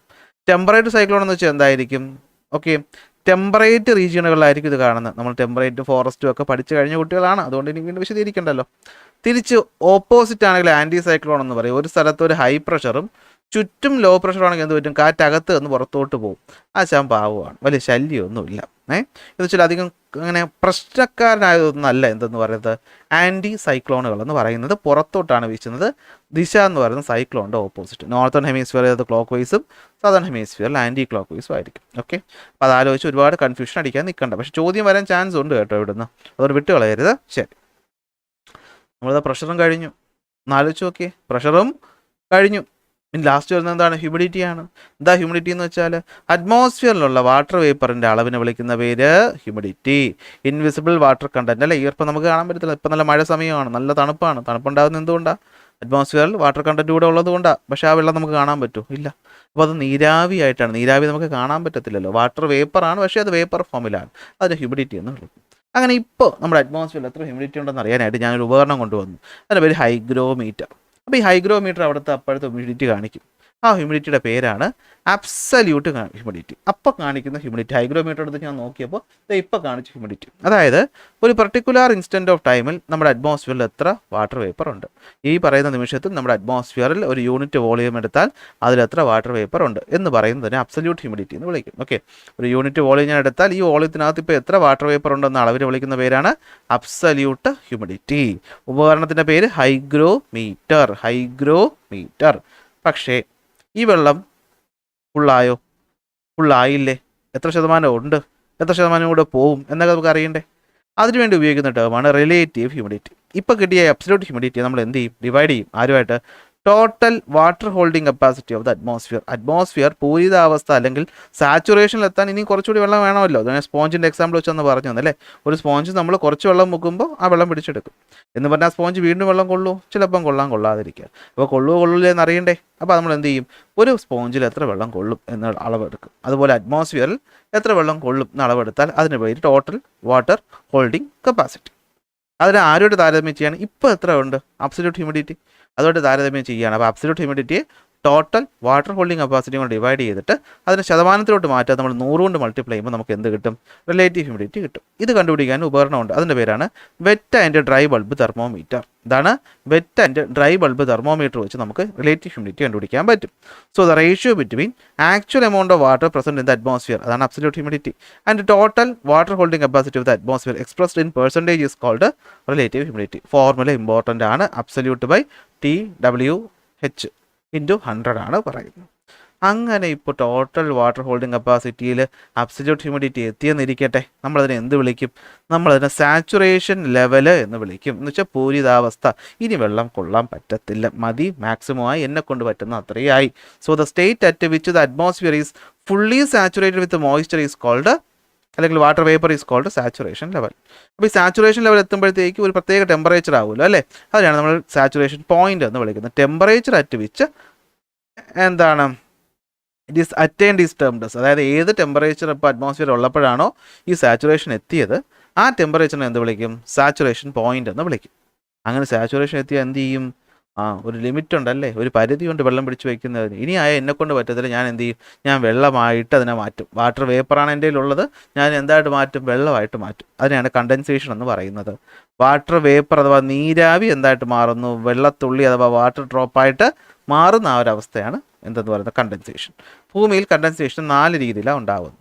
ഒന്ന് മഞ്ഞുതുള്ളി അഥവാ ഡ്യൂ, മറ്റൊന്ന് frost, due and fog, cloud എന്നിങ്ങനെയാണ്. എന്താണ് ഡ്യൂ എന്ന് വെച്ചാൽ രാത്രി കാലങ്ങളിൽ നമ്മുടെ ഭൂമിയുടെ അറ്റ്മോസ്ഫിയർ ടെറസ്ട്രിയൽ റേഡിയേഷനൊക്കെ കൊടുത്തു കഴിഞ്ഞ് തണുത്തുറഞ്ഞ് ഐസ് പോലെ ആവുന്ന സമയത്ത് എന്ത് പറ്റും? ഐസായില്ല, തണുക്കുന്ന സമയത്ത് എന്ത് പറ്റും? അറ്റ്മോസ്ഫിയറിനോട് ചേർന്ന് കിടക്കുന്ന ഭാഗത്തുള്ള സർഫസിനോട് ചേർന്ന് കിടക്കുന്ന ഭാഗത്തുള്ള അറ്റ്മോസ്ഫിയർ, അവിടെയുള്ള വെള്ളങ്ങൾ വെള്ളത്തുള്ളികളായി മാറും. വെള്ളങ്ങളോ അങ്ങനെ ഒരു വാക്ക് തന്നെയുണ്ടോ? എനിക്കറിയില്ല, എന്നാലും ഞാൻ പറഞ്ഞതേ ഉള്ളൂ. അവിടെയുള്ള വെള്ളം എന്തായിട്ട് മാറും? വെള്ളത്തുള്ളികളായിട്ട് മാറും. അങ്ങനെ വെള്ളത്തുള്ളിയായിട്ട് മാറുമ്പോൾ അതിനെ നമ്മൾ എന്ത് വിളിക്കൂടാ? മഞ്ഞുതുള്ളി അഥവാ ഡ്യൂ എന്ന് വിളിക്കും. During night water vapour condenses. ഇതെന്ത് പറ്റും? ട്രൈനി ഡ്രോപ്ലെറ്റ് ഓഫ് വാട്ടർ ആയിട്ട് ഇലത്തുമ്പുകളിലും ഗേറ്റിൻ്റെ പോയിന്റ് എഡ്ജുകളിലും കാറിൻ്റെ മുകളിലും ഒക്കെ ഇങ്ങനെ പിടിച്ചു കിടക്കും. അതിൻ്റെ പേര് ഡ്യൂ. എന്നാൽ ഇതേ പ്രക്രിയ നടക്കുമ്പോൾ അറ്റ്മോസ്ഫിയറിക് ടെമ്പറേച്ചർ എന്ന് പറയുന്നത് കുറച്ചധികം അങ്ങ് കുറഞ്ഞ് 0 ഡിഗ്രിയോളം എത്തിക്കഴിഞ്ഞാൽ എന്ത് പറ്റും? വെള്ളത്തുള്ളിക്ക് തുള്ളിയായി നിൽക്കാൻ പറ്റുമോ? ഇല്ല, ആ വെള്ളത്തുള്ളി ഐസായിട്ട് മാറും ഇല്ലേ? അങ്ങനെ ഐസായിട്ട് മാറിയാൽ അവിടെ ഉണ്ടാവുന്നതാണ് frost. The temperature falls below 0 degree Celsius tiny ice crystals are formed. This is called എന്താണ്? ഫ്രോസ്റ്റ്. ഇതിനാണ് എന്ത് വിളിക്കുന്നത്? ഫ്രോസ്റ്റ് എന്ന് വിളിക്കുന്നത്. അപ്പോൾ ഇത് ലോവർ അറ്റ്മോസ്ഫിയർ. എന്നാൽ കുറച്ചുകൂടെ മുകളിലായിട്ട് നമ്മുടെ അറ്റ്മോസ്ഫിയറിലുള്ള ഈ പറയുന്ന എന്താണ് ഡസ്റ്റിലും മറ്റിലുമൊക്കെ ആയിട്ട് ടൈനി വാട്ടർ ഡ്രോപ്സ് ഫോം ചെയ്താൽ അതിനെയാണ് നമ്മൾ എന്ത് വിളിക്കുന്നത്? Suspended in the lower atmosphere. എന്ന് വെച്ചാൽ അത് ഏറെ തന്നെ ഇങ്ങനെ കിടക്കും. അപ്പോൾ നമുക്കൊരു മങ്ങൽ ഫീൽ ചെയ്യും അല്ലേ? നമുക്കൊരു മഞ്ഞ് പോലെ, ഒരു മങ്ങൽ, ഒരു മൂടൽ മഞ്ഞ് പോലെ ഫീൽ ചെയ്യും. അതിനെയാണ് ഫോഗ് മിസ്റ്റ് എന്ന് പറയുന്നത്. ഇതെന്ന് വിളിക്കുന്നത് ഫോഗ് മിസ്റ്റ്. എന്നാൽ ഇതേ പ്രക്രിയ അങ്ങ് ആകാശത്ത് നടക്കുകയാണ്. അവിടെ വളരെ ചെറിയ വെള്ളത്തുള്ളികളാണ് ഉണ്ടാകുന്നത്. അതവിടെയുള്ള പൊടിപടലങ്ങളിൽ പറ്റിപ്പിടിച്ച് അവർ കൂടിച്ചേർന്ന് എന്ത് പറ്റും, ഒരു പഞ്ഞിക്കെട്ട് പോലൊരു സാധനം ഉണ്ടാകും. അതിൻ്റെ പേരാണ് ക്ലൗഡ് എന്ന് പറയുന്നത്. So condensation around tiny particles in the atmosphere. അങ്ങനെ ഫോം ചെയ്യുന്ന വാട്ടർ ഡ്രോപ്സിൻ്റെ സൈസ് എന്ന് പറയുന്നത് വളരെ ചെറുതാണ്, 0.001 സെൻറ്റിമീറ്ററേ ഉണ്ടാവുള്ളൂ. അങ്ങനെ ഫോം ചെയ്യുമ്പോൾ അതിനെ മേഘം എന്ന് വിളിക്കും. എത്ര മേഘമുണ്ട്? 4 മേഘമുണ്ട്. എത്ര മേഘമുണ്ട്? 4 മേഘം. അയ്യോ, എത്ര മേഘമുണ്ട്? 4 മേഘമുണ്ട്. ഏതൊക്കെയാണ് ആ മേഘം എന്ന് പറയുന്നത്? അതാണ് സിറസ്, സ്ട്രാറ്റസ്, ക്യുമുലസ്, നിംബസ്. ഏതൊക്കെയാണ്? Cirrus, Stratus, cumulus, nimbus. ഇത് ആവശ്യമില്ലാത്ത ഒരുപാട് വര വന്ന് പെട്ടിട്ടുണ്ട്, മാറുന്നില്ല. ഇൻഫ്രാസ്ട്രക്ചർ കുറവാണ് കേട്ടോ, ഇൻഫ്രാസ്ട്രക്ചർ കുറവാണ്. പൈസ ഒന്നുമില്ല സ്പെൻഡ് ചെയ്യാനായിട്ട്. നിങ്ങൾ ചാനലിനെ വലുതാക്കി കഴിഞ്ഞാൽ എനിക്ക് എന്ത് ചെയ്യാൻ പറ്റുള്ളൂ, കൂടിയ എക്യുപ്മെൻറ്റ്സ് ഒക്കെ വാങ്ങിക്കാനും ഒക്കെ പറ്റുള്ളൂ. അപ്പോൾ നോക്കിയോ, 4 തരം cloud: cirrus, Stratus, cumulus, nimbus. Cirrus, Stratus, cumulus, nimbus. അങ്ങ് ആകാശത്ത് അങ്ങ് അപ്പർ അറ്റ്മോസ്ഫിയറിൽ ഇങ്ങനെ ഫെദർ പോലെയുള്ള മേഘങ്ങൾ കാണും. അത് നമ്മൾ സിറസ് ക്ലൗഡ് എന്ന് വിളിക്കും. എന്ത് വിളിക്കും? ഹൈ ഓൾട്ടിറ്റ്യൂഡിൽ, അതായത് നല്ല വരണ്ട ദിവസങ്ങളായിരിക്കും. ആകാശം കണ്ടാൽ തന്നെ അറിയാം ഇന്ന് മഴ പെയ്യാൻ ഒരു സാധ്യതയില്ല. പക്ഷെ അങ്ങ് ദൂരെയായിട്ട് ഒരു തൂവൽ പോലെ ചെറിയ ചെറിയ ചെറിയ നേർത്ത വെള്ള കളറുകൾ കാണാൻ പറ്റും. അതാണ് സിറസ് ക്ലൗഡ്. എന്നാൽ ലോവർ അറ്റ്മോസ്ഫിയറിൻ്റെ ഭാഗത്ത് തിക്ക് ലെയറായിട്ടൊരു ക്ലൗഡ്. എന്നാൽ അല്ലെങ്കിൽ കോട്ടൺ ബണ്ടിൽ പോലെയല്ല, തിക്ക് ലെയറായിട്ട് ക്ലൗഡ് എന്ന് വെച്ചാൽ ആകാശം നിറഞ്ഞിങ്ങനെ ക്ലൗഡായിട്ട് കാണും. അതിനെയാണ് നമ്മൾ സ്ട്രാറ്റസ് ക്ലൗഡ് എന്ന് പറയുന്നത്. ലോവർ അറ്റ്മോസ്ഫിയറിലായിരിക്കും, ചെമ്മരിയാടുകളെ പോലെ ഇരിക്കും. പക്ഷേ ഊളെന്ന് പറഞ്ഞിട്ട് കമ്പയർ ചെയ്യരുത്. കോട്ടൺ ഊളല്ല, ചെമ്മരിയാട് നടന്നു പോകുന്ന പോലെയൊക്കെ നമുക്ക് തോന്നും. പക്ഷേ ഒരു പഞ്ഞിക്കെട്ട് പോലെ തോന്നൂല, മനസ്സിലാക്കണം. അപ്പോൾ ഒരു തിക്ക് ലെയർ എന്നങ്ങ് പഠിച്ചു വയ്ക്കുന്നത് നല്ല. തിക്ക് ലെയറായിട്ട് ഇങ്ങനെ ലോവർ അറ്റ്മോസ്ഫിയറിൽ ഇങ്ങനെ മേഘം നിന്നാൽ അത് എന്താണ്? Stratus cloud. എന്നാൽ ക്യുമുലസ് എന്ന് വെച്ചാൽ പഞ്ഞിക്കെട്ട് പോലെ നല്ല വലിപ്പത്തിൽ ആകാശത്ത് കാണുന്ന മേഘം എന്ന് വെച്ചാൽ അത് ഇങ്ങനെ ലോവർ അറ്റ്മോസ്ഫിയർ നിൽക്കുന്നതായിട്ടോ അല്ലെങ്കിൽ അപ്പർ അറ്റ്മോസ്ഫിയർ നിൽക്കുന്നതായിട്ടോ നിങ്ങൾക്ക് തോന്നത്തില്ല. അതിനൊരു വലിയ പഞ്ഞിക്കെട്ട് പോലെ വലിയ മേഘമായിട്ട് കാണും. അതാണ് എന്ത്? ക്യുമുലസ് ക്ലൗഡ് എന്ന് പറയുന്നത്. ഇൻറ്റൻസ് ശക്തമായ കൺവെക്ഷൻ കാരണം ഒരുപാട് നീരാവി അങ്ങ് മുകളിലെത്തിയിട്ടാണ് ഇത് എന്ത് ചെയ്യുന്നത്? ഫോം ചെയ്യുന്നത്. അതിൻ്റെ പേരാണ് എന്ത്? ക്യുമുലസ് ക്ലൗഡ് എന്ന് പറയുന്നത്. പിന്നെ വരുന്നതാണ് നിംബസ്. നിംബസ് എന്ന് വെച്ചാൽ എന്താ? മഴമേഘങ്ങൾ, മഴ പെയ്യുന്ന കാർമേഘങ്ങളെയാണ് നമ്മൾ നിംബസ് എന്ന് വിളിക്കുന്നത്. അപ്പോൾ ഡാർക്ക് ആയിരിക്കും, റെയിൻ ബിയറിംഗ് ആയിരിക്കും, ലോവർ പാർട്ടിലായിരിക്കും ഉണ്ടാകുന്നത്. അതിലൂടെയാണ് നമുക്ക് എന്ത് കിട്ടുന്നത്? മഴ കിട്ടുന്നത്. അപ്പോൾ നമുക്ക് കിട്ടുന്ന മഴയാണ് നമ്മൾ എന്ത് വിളിക്കുന്നത്? പ്രസിപ്പിറ്റേഷൻ എന്ന് വിളിക്കുന്നത്. കണ്ടോ, അത് ചാപ്റ്റർ തീർന്നു. മനോഹരമായി നമ്മൾ ചാപ്റ്റർ അവസാനത്തിലേക്ക് എത്തിയിരിക്കുകയാണ്. അപ്പോൾ എന്താണ് പ്രസിപ്പിറ്റേഷൻ അഥവാ മഴ? അപ്പോൾ എന്ത് പറ്റും? ഈ ആകാശത്ത് ഡ്യൂ ആയിക്കോട്ടെ, ഫ്രോസ്റ്റ് ആയിക്കോട്ടെ, അത് മഴ പെയ്യിക്കാനൊന്നും പോകുന്നില്ല. ഫോഗ് മിസ്റ്റും മഴ പെയ്യിക്കാൻ പോകുന്നില്ല. പക്ഷേ ക്ലൗഡ്സിൽ ഈ പറയുന്ന വാട്ടർ വേപ്പർ അല്ലെങ്കിൽ വാട്ടർ ഡ്രോപ്പിൻ്റെ അളവ് കൂടുന്ന സമയത്ത്, അവരുടെ വെയിറ്റും കൂടി സൈസ് കൂടുന്ന സമയത്ത് അതിന് ആകാശത്ത് നിൽക്കാൻ പറ്റാതെ ഭൂമിയുടെ ഗ്രാവിറ്റിയുടെ പുള്ള് കാരണം അത് താഴേക്ക് പതിക്കും. അതിനെയാണ് പ്രസിപ്പിറ്റേഷൻ അഥവാ മഴ എന്ന് പറയുന്നത്. 3 രീതിയിലാണ് മഴയുള്ളത്. എന്ന് വെച്ചാൽ 3 രീതിയിലാണ് മഴത്തുള്ളികൾ താഴേക്ക് വരുന്നത്. മഴയല്ല, മഴത്തുള്ളികൾ താഴേക്ക് വരുന്നത്. ഒന്ന് തുള്ളികളായിട്ട് തന്നെ വരും, നമ്മളതിനെ മഴ, റെയിൻഫോൾ എന്ന് വിളിക്കും. എന്നാൽ ഐസുകളായിട്ട് വരും, അതാണ് സ്നോഫോൾ എന്ന് പറയുന്നത്. ഐസ് എന്ന് പറയാൻ പറ്റത്തില്ല, ടൈനി ഐസ്, മഞ്ഞ് വീഴ്ച. നമ്മൾ കേരളത്തിലുള്ളവർ കണ്ടിട്ടുണ്ടാകത്തില്ല. നിങ്ങൾ കാശ്മീർ എന്നൊക്കെ പറയുമ്പോഴത്തേക്കും അല്ലെങ്കിൽ കാനഡ എന്നൊക്കെ പറയുമ്പോഴത്തേക്കും അവിടെ ഇങ്ങനെ തുഷാരം എന്നല്ലേ പറയുന്നത്. ഇങ്ങനെ മഞ്ഞ് കുറച്ച് അരിമാവ് എടുത്ത് മുകളിൽ നിട്ട പോലെ മാവ് ഇങ്ങനെ വീഴുന്ന പോലെ വെള്ളത്തിൻ്റെ ചെറിയ തരികൾ വീഴും. അതിനെ വിളിക്കുന്ന പേര് snowfall. Temperature falls below 0 degree Celsius. Precipitation ഐസായിട്ട് താഴേക്ക് എത്തും, ടൈനി ഐസായിട്ട് വരും. എന്നാൽ ചില പ്രത്യേക സാഹചര്യങ്ങളിൽ എന്ത് പറ്റും? മഴത്തുള്ളിയായിട്ട് അവിടുന്ന് പുറപ്പെടുകയും ചെയ്തു, എന്നാൽ വഴി വെച്ച് എന്ത് പറ്റി? ഐസ് കെട്ട് ആവേണ്ടിയും വന്നു. മഴത്തുള്ളിയായിട്ട് ആകാശത്തു നിന്ന് പുറപ്പെടുകയും ചെയ്തു, വഴിമന്തി എന്ത് പറ്റി? എന്താണ്? ഐസ് കെട്ട് ആവേണ്ട ഗതികേട് വന്ന ആളാണ് ആരെന്ന് പറയുന്നത്? ഹെയിൽ സ്റ്റോൺ, മലയാളത്തിൽ ആലിപ്പഴം എന്ന് പറയും. അപ്പോൾ എന്താ സംഭവം? വാട്ടർ ഡ്രോപ്സ് എന്ത് പറ്റും? Repeated condensation at different level of atmosphere. അതാണ് ഞാൻ പറഞ്ഞത്, തുടങ്ങിയപ്പോൾ വെള്ളത്തുള്ളിയായിട്ടാണ് വന്നത്. പക്ഷേ ഇടയ്ക്കുള്ള അറ്റ്മോസ്ഫിയർ ലെയറിൽ കൂടെ കടന്നു പോയപ്പോൾ അവിടെ ഭയങ്കര ലോ ടെമ്പറേച്ചർ ആയത് കാരണം അത് ഐസാവേണ്ടി വന്നു. അപ്പോൾ എന്ത് പറ്റും? ലെയേർഡ് ഐസ് പെല്ലറ്റുകൾ, ലെയറുകളുള്ള ഐസ് കഷ്ണങ്ങളായിട്ട് നമ്മൾ ഫ്രിഡ്ജ് വെച്ചിട്ട് കിട്ടുന്ന ഐസ് ക്രിസ്റ്റലിൻ്റെ ചെറിയ ഫോമുകളായിട്ട് എന്ത് ചെയ്യും?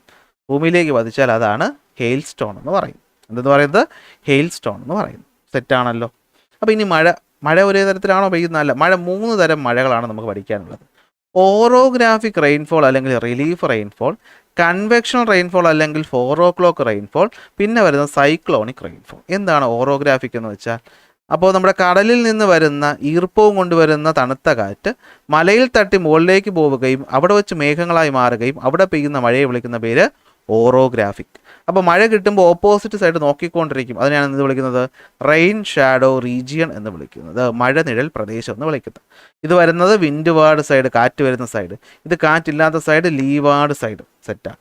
അപ്പോൾ ഈർപ്പവും കൊണ്ട് വരുന്ന വിൻഡ്, മോയ്സ്ചർ ലേഡൻ വിൻഡ്, എവിടെ നിന്ന്? കടലിൽ നിന്ന് എവിടെ എൻ്റർ ചെയ്യുന്നു? ലാൻഡിലോട്ട് എൻ്റർ ചെയ്യുന്നു. അത് മുകളിലോട്ട് പോകുന്നു. ആര് കാരണം? മൗണ്ടൻ സ്ലോപ്പ് കാരണം കണ്ടൻസേഷൻ സംഭവിക്കുന്നു, ക്ലൗഡ് ഉണ്ടാകുന്നു, മഴ പെയ്യുന്നു. അപ്പോൾ അതിൻ്റെ ഓപ്പോസിറ്റ് ദിശയാണ് റെയിൻ ഷാഡോ എന്ന് വിളിക്കുന്നത്. ഈ ഇവിടുന്ന് മഴ പെയ്യിപ്പിച്ചിട്ട് ഇറങ്ങിപ്പോകുന്ന പാവം വരണ്ട കാറ്റിൻ്റെ കയ്യിൽ ഈർപ്പമൊന്നും ഇല്ലാത്തതുകൊണ്ട് അവിടെ മഴ കിട്ടത്തില്ല. സോ റെയിൻലെസ് ആണ്, അതിന് റെയിൻ ഷാഡോ റീജിയൻ എന്ന് വിളിക്കും. അപ്പം പിന്നെ എന്താ കൺവെക്ഷൻ കറണ്ട്? ഉച്ച കഴിഞ്ഞിട്ട് ഏതാണ്ട് നമ്മുടെ സ്കൂളൊക്കെ വിട്ട് നമ്മൾ വീട്ടിലോട്ട് പോകുന്ന ആ ഒരു സമയത്ത് പെയ്യുന്ന ഒരു വൃത്തികെട്ട മഴയുണ്ടല്ലോ, തുലാവർഷ സമയത്ത് ഇടിമിന്നലൊക്കെ ഉണ്ടാക്കുന്ന മഴ, അത് നമുക്ക് വേണമെങ്കിൽ കൺവെക്ഷനായിട്ട് ഉദാഹരണം പറയാം.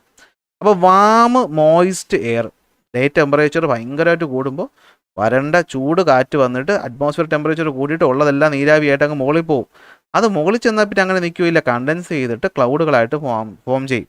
എന്നിട്ട് എന്ത് പറ്റും? അത് ഉച്ച കഴിഞ്ഞിട്ട് മഴയായിട്ട് പെയ്യും. ഇപ്പോൾ ഇക്വിറ്റോറിയൽ റീജിയനുകളിലാണ് ഇത് കൂടുതലായിട്ട് കാണുന്നത്. Hotter parts of the day അല്ലെങ്കിൽ ഹോട്ട് മാസങ്ങളിലാണ് ഇത് ഉണ്ടാകുന്നത്. പേര് കൺവെക്ഷൻ റെയിൻഫോൾ. അപ്പോൾ എന്താണ്? ചൂടുള്ള ദിവസം ഈ ചൂട് കാരണം നല്ല രീതിയിൽ കൺവെക്ഷൻ നടക്കുക. കൺവെക്ഷൻ പഠിച്ചു ഓർമ്മയുണ്ടല്ലോ. അപ്പോൾ അത് കാരണം പെട്ടെന്ന് മഴയുണ്ടായിട്ട് അന്ന് വൈകിട്ട് തന്നെ അത് എന്താണ് മഴയായിട്ട് താഴേക്ക് പെയ്താൽ അത് കൺവെക്ഷൻ. അടുത്ത ദിവസമായാലും കുഴപ്പമൊന്നുമില്ല കേട്ടോ. എങ്കിൽ സൈക്ലോണിക് റെയിൻഫോൾ എന്ന് വെച്ച് കഴിഞ്ഞാൽ എന്താണ്? ചൂട് തണുത്ത കാറ്റുകൾ ഒരു സ്ഥലത്ത് വെച്ച് മീറ്റ് ചെയ്യും. സൈക്ലോൺസ് എന്ന് വെച്ചാൽ എന്താണ്? ചുഴലിക്കാറ്റ് അല്ലെ. പെട്ടെന്ന് കടലിൽ എന്ത് പറ്റി? ഭയങ്കര ചുഴലിക്കാറ്റുണ്ടായി. അപ്പോൾ സ്പീഡിൽ കാറ്റ് എന്ത് വന്നു? തണുപ്പും ഈർപ്പവും കൊണ്ട് വന്നു.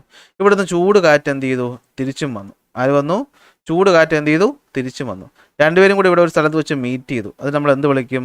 ഫ്രോണ്ട് എന്ന് വിളിക്കും. എന്ത് വിളിക്കും? ഫ്രോണ്ട്. രണ്ടും കൂടി മീറ്റ് ചെയ്യുന്ന സ്ഥലം. ഇടിച്ച് മുകളിലോട്ട് പോയിട്ട് എന്ത് പറ്റി? മഴ ഇവിടെ പെയ്യുകയാണ്. അവിടെ എന്ത് പെയ്യാണ്? ഇടിച്ച് മുകളിലേക്ക് കയറി റാപ്പിഡായിട്ട് മഴ പെയ്യുകയാണെങ്കിൽ അതാണ് എന്ത്? സൈക്ലോണിക് റെയിൻഫോൾ എന്ന് പറയും. അപ്പോൾ എന്താണ്? Cyclonic system where warm and hot current meet, അല്ലെ കടലിൽ നിന്ന് വരുന്ന തണുത്ത കാറ്റും കരയിൽ നിന്നുള്ള ചൂട് കാറ്റും മീറ്റ് ചെയ്യുമ്പോൾ വാം എയർ മുകളിലോട്ട് പോവുകയും അത് കണ്ടൻസ് ചെയ്യുകയും മഴ പെയ്യിപ്പിക്കുകയും ചെയ്യും. ബൗണ്ടറി ലൈനിലാണ് ഇത് സംഭവിക്കുന്നത് തന്നെ ഫ്രോണ്ട് എന്ന് വിളിക്കുന്നുള്ളത് കൊണ്ട് സൈക്ലോണിക് റെയിൻഫോളിനെ നമ്മൾ ഫ്രോണ്ടൽ റെയിൻഫോൾ എന്നും എന്ത് ചെയ്യാറുണ്ട്? പറയാറുണ്ട്. കണ്ടോ, മനോഹരമായി ഒരു ചാപ്റ്റർ തീർന്നില്ലേ? ഇവിടെ ഇപ്പോൾ ഒരു സെറ്റ് പഠിച്ചൊരു കുട്ടിക്ക് സംബന്ധിച്ചിടത്തോളം ഏതാണ്ട് 1 മണിക്കൂർ കൊണ്ട് നമ്മൾ ഈ ഒരു ചാപ്റ്റർ കംപ്ലീറ്റ് ചെയ്തില്ലേ? വലിയൊരു ചാപ്റ്റർ അല്ലേ? അപ്പോൾ സെറ്റല്ലേ? ഓക്കെ അല്ലേ? അപ്പോൾ ക്ലാസ് ഇഷ്ടപ്പെട്ടെങ്കിൽ എന്ത് ചെയ്യുക? ലൈക്ക് ചെയ്യുക, ഷെയർ ചെയ്യുക, സബ്സ്ക്രൈബ് ചെയ്യുക. ഇനിയും ഇത്തരം റിവിഷനുകളായിട്ട് വീണ്ടും വരുന്നതായിരിക്കും. അപ്പോൾ അതുവരെ ബൈ ബൈ.